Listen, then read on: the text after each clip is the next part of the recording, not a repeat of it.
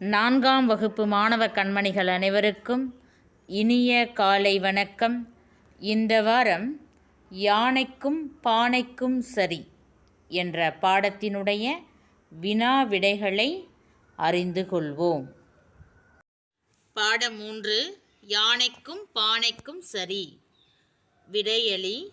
வினா எண் 1, உழவர் யானையை எதற்காக இரவல் கேட்டார்? இரவல் என்றால் ஓசு வாங்கிறது இல்லையா? இரவல் கேட்டார்.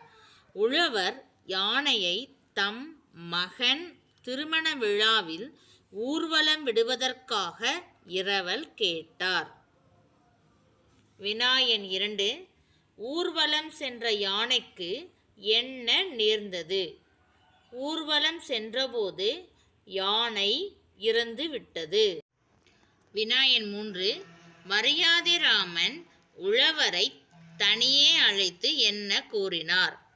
மரியாதைராமன் உழவரை தனியே அழைத்து, உங்கள் வீட்டு கதவிற்கு பின் பழைய பானைகளை அடுக்கி வைத்து கதவை தாழ்பால் போடாமல் வைத்திருங்கள், பின்னர் நடப்பதை நீதிமன்றத்தில் பார்த்து கொள்ளலாம் என்று கூறினார். 4, யானைக்கும் பானைக்கும் சரி என்ற கதை உணர்த்தும் நீதி என்ன?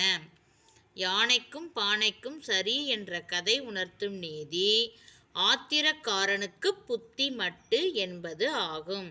மாணவ கண்மணிகளே, நீங்கள் அனைவரும் இந்த 4 வினாவிடைகளையும் உங்களுடைய தமிழ் பாட ஏட்டில் எழுதி கொள்ளவும். நன்றி.